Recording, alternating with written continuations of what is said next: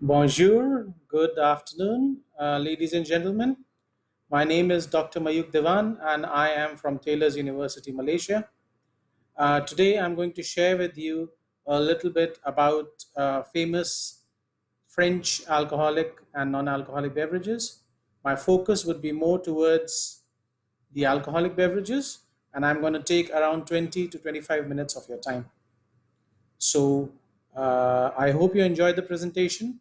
If you have any questions, you can post it to the organizers and they would forward it to me. And I would be very, very happy to answer your uh, questions. Okay. So France is famous for a lot of alcoholic beverages as well as non alcoholic beverages, but mostly alcoholic beverage. You would have heard drinks like Benedictine, which is this bottle here, which is an orange flavored liqueur. Another very famous orange liqueur coming from France is called Cointreau, which is on the left hand side over here. France also has a very famous alcoholic beverage called cognac, which is given here. And you also have on this side, you've got chartreuse or Pernod. These are green colored liqueurs coming from France. People really love enjoying taking shots of these. Of course, French are famous for their wines, mostly red wines, and also the most famous wine of all, the wine of celebration, which is called champagne. So today we will discuss these two famous alcoholic beverages. One is champagne, and the other one is cognac. Of course, there are other even vodkas are quite famous. Grey Goose vodka, very famous from France. So first of all, before we enter into champagnes, first I would like to tell you a little bit about wines in France and the history of wines in France. All right. So wine making has been happening in France for a very long time. In fact, 600 years before Christ, the Greeks arrived in France and they brought viticulture with them. Now, viticulture is the growing of wines. And then 400 years after that, around 200 BC, the Romans captured the area which is called France now, and they influenced a lot of winemaking in that place. And with the spread of Christianity, all these vineyards came into under the influence of all these monks and all these Benedictine monks. These were the ones who were actually doing the winemaking and wine growing.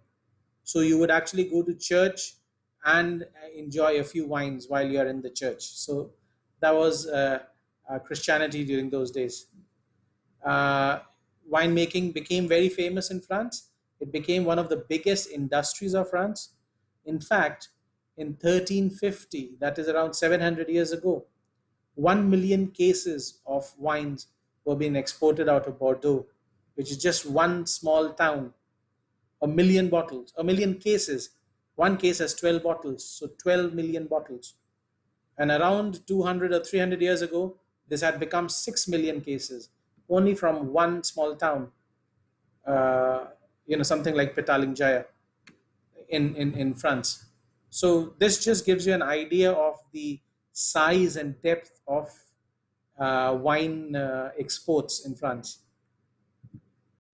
Now, if you are not very good with the geography, let me just let you know that France is in the northern part of northwestern part of Europe, just next to Italy, Germany, Spain, and England. England to the north, Germany to the northwest, Italy towards the southern part. You also got Africa in the bottom here, and Spain on this side. So the southern part of France is quite nice and warm. Spain is quite warm, Italy is quite warm, famous for its tomatoes. But France, the southern part stays warm just like Italy and Spain, but the northern side, this is where champagnes are from, is a nice and cold area.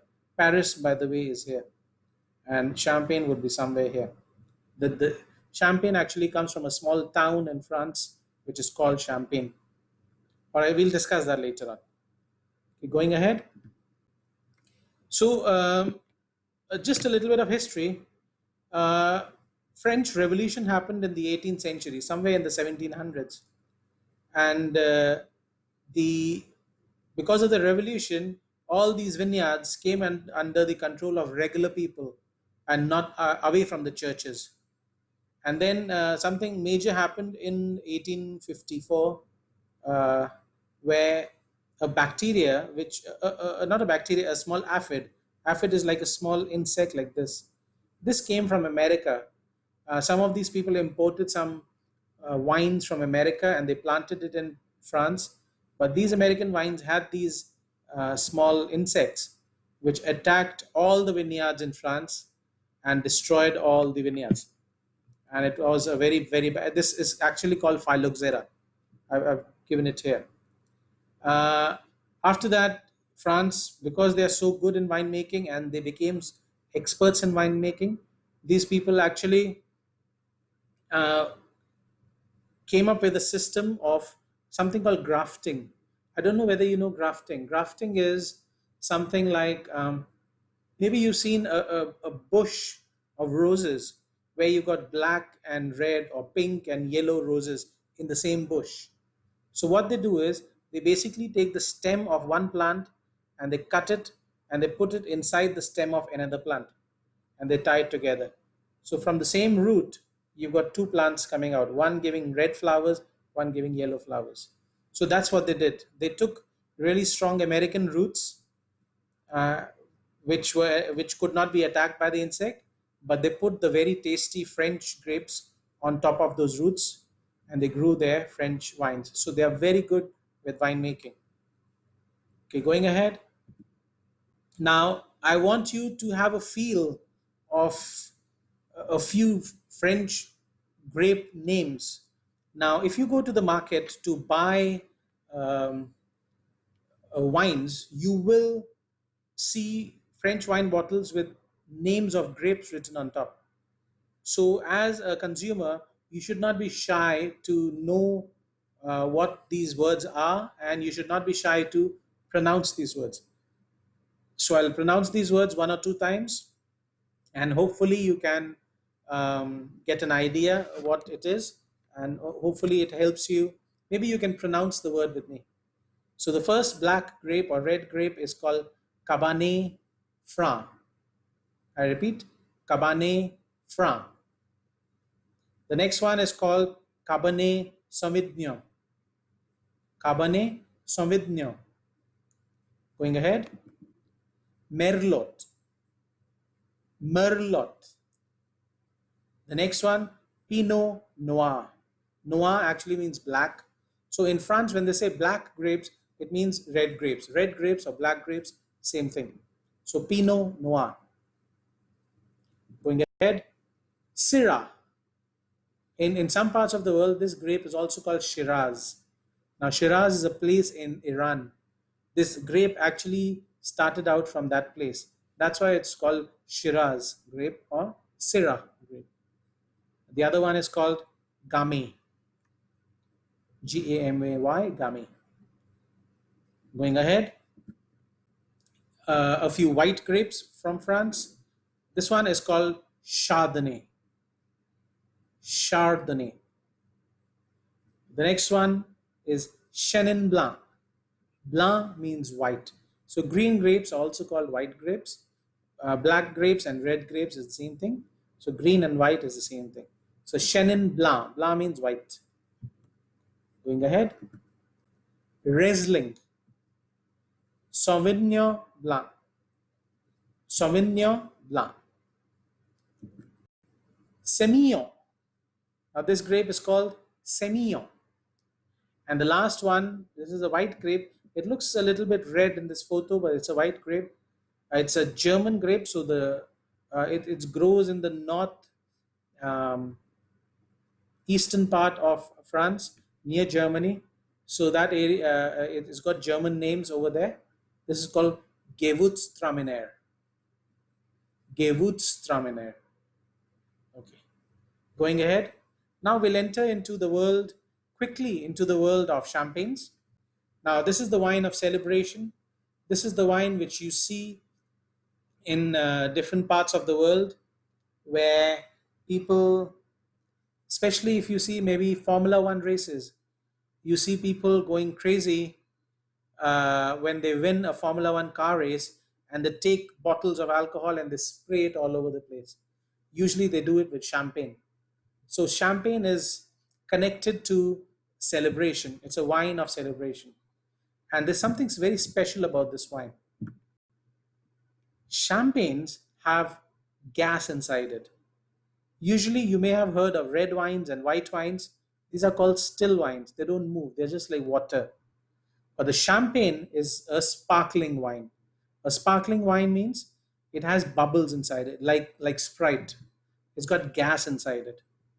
But what makes champagne special is that the gas is actually born inside the bottle. Instead of, like a Coca-Cola where they pressurize gas inside a Coca-Cola bottle, in a champagne bottle, they don't push carbon dioxide inside. They have a chemical reaction where the carbon dioxide is born inside the bottle.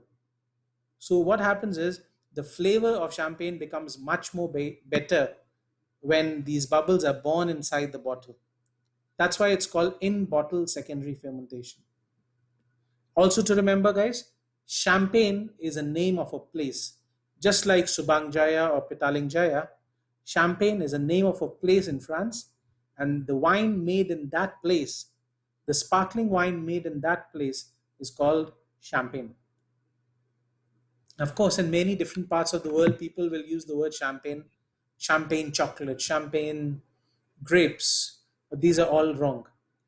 Champagne is a copyrighted word which can only be used by winemakers in Champagne region of France. Okay, I won't go into too much of detail because it will get quite boring. Just to let you know, Champagne is made of three grape varieties. Only these three grape varieties, nothing else. One is called Chardonnay, one is called Pinot Noir, and the third one is called Pinot Meunier. Chardonnay, Pinot Noir, Pinot Meunier. So champagne is a white wine, but it is made from white grapes as well as red grapes. Now, sometimes people will wonder, how come you have a white wine made with red grapes? It is possible. It's called Blanc de Noir. Blanc means white from black. So champagne is a white wine, blanc wine, made with noir or black grapes. Now, how is it made? Maybe you can do a research yourself, or if you want, you can always come and attend my classes where I'll tell you the details of how this happens. We'll go ahead. When you want to drink champagnes, you will find them in various tastes, various styles. Now, all of us have different tastes. Some of us like slightly bitter, dry, drinks which have no sugar at all. But some of us enjoy slightly sweeter beverages. So a champagne can be made in all different kinds of styles. In French, they call it brut or extra brut, which means very dry. That means there, when you taste it, you don't get any sugar taste in your mouth. On the other end of the spectrum, you've got wines which are called uh, sec or demi-sec or doux. These are really, really sweet wines. In fact, a doux wine is like drinking a juice. It's very sweet, but of course, alcoholic as well. So don't think wines is only for one taste. You have champagnes at all sweetness levels available in the market. Going ahead, you will also find bottles of champagne at different sizes in the market. A regular size bottle is this number three here. This is a regular size bottle, around 750 milliliters, just like a normal water bottle. Uh, but then you have half size bottles or quarter size bottles. These are for individual consumption, or maybe two people can drink this bottle. The regular bottle can be two or three people. Then you have something called a magnum or a Jeroboam or a Rehoboam. These are all bigger size bottles. Can be so this is number three, 750 ml. Then this is double the size, so 1.5 liter. This one is around 3 liters. Then this one is 4.5 liters. This is around 6 liters. So it goes up. Of course, these bottles are very big. They're as big as me. around 5.5 feet. But these are more for display in big parties or in big hotels. Of course, you can buy it if you want. If you have a very big celebration and you want to buy a bottle as a centerpiece in your event, you can buy these big bottles. Okay, quickly going ahead. How do you drink champagne? Just remember, champagne should be served chilled. Now, people ask me what is chilled.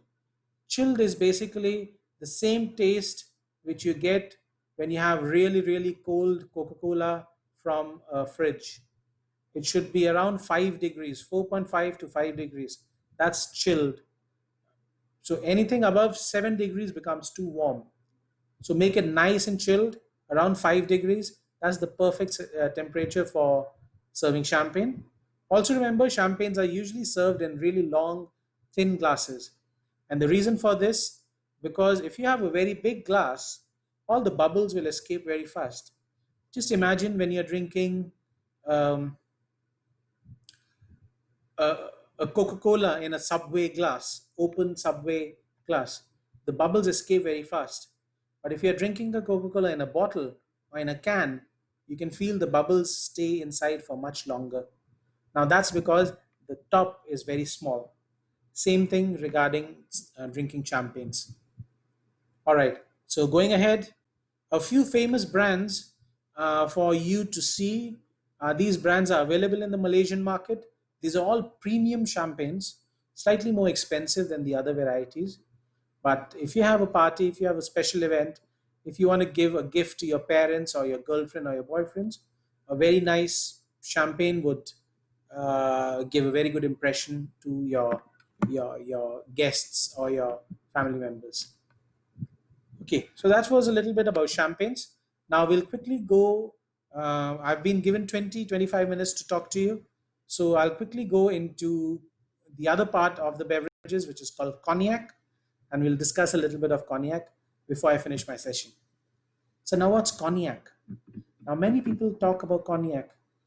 Cognac is basically a brandy.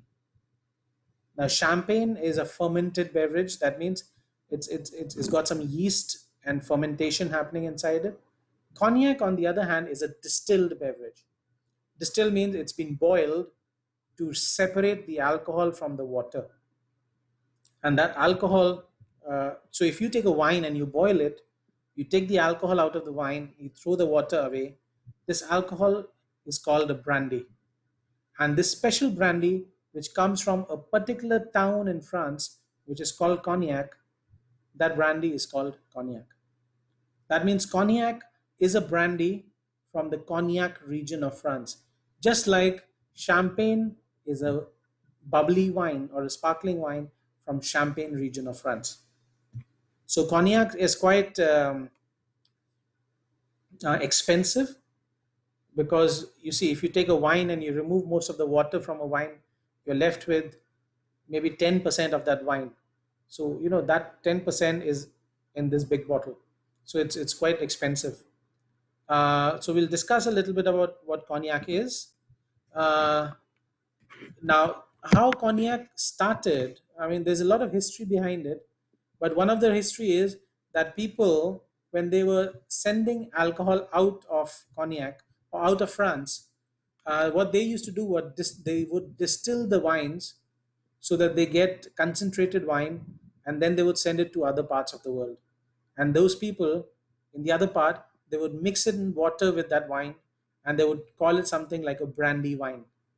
So they would first boil it to keep only the little bit of alcohol, and then transport this alcohol. And then in the other part of the world, they mix it with water, and then they try and make it into a wine. But they didn't realize it's not a wine anymore. It's become a spirit because the water has left. And that's how cognac was invented. Slowly, slowly, people started enjoying that flavor of strong alcohol, and that's how cognac was. It became famous all around the world. Okay, going ahead.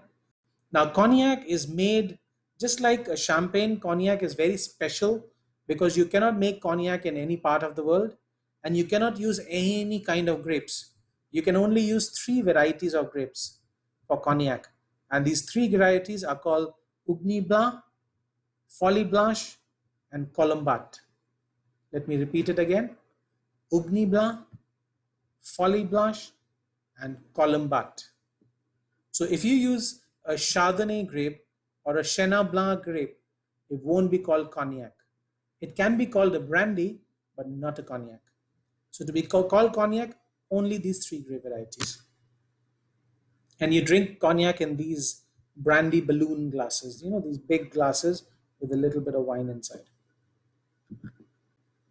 Now, your cognac also comes in various styles. I've seen, especially in Southeast Asia, I think there was a serial on TV long ago, a Singaporean comedy show called Pua Chu Kang. I don't know whether you know about it. And he used to always say about, I want to drink an XO.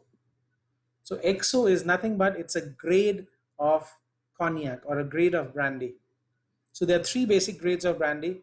One is called a VS, then a VSOP, and then an XO. Now VS means very special. VSOP is very superior old pale, and the third one is called extra old, which has been, now this actually comes by aging in cask. That means you make a brandy, and when you make a brandy, these are very, if you try to drink it, it's very sharp. It hurts your throat. So what you do is these people keep them in wooden barrels, in oak barrels, for a few years. And what happens is this strong spirit, which is sitting inside these wooden barrels, slowly becomes smooth. The wood absorbs all that strong, that bite, that burn which you feel in your neck. It takes off, the wood absorbs all that and gives it a smooth flavor, sometimes a vanilla kind of flavor. These limousine oak wood casks give vanilla and wooden aromas. So the longer you keep it, the more expensive it becomes. A VS is kept for 1 or 2 years, a VSOP for 3 to 5, even 7 years, and XO could be as old as 20 to 25 years old. So of course, if it's kept for so many years in a wooden cask, they also become expensive.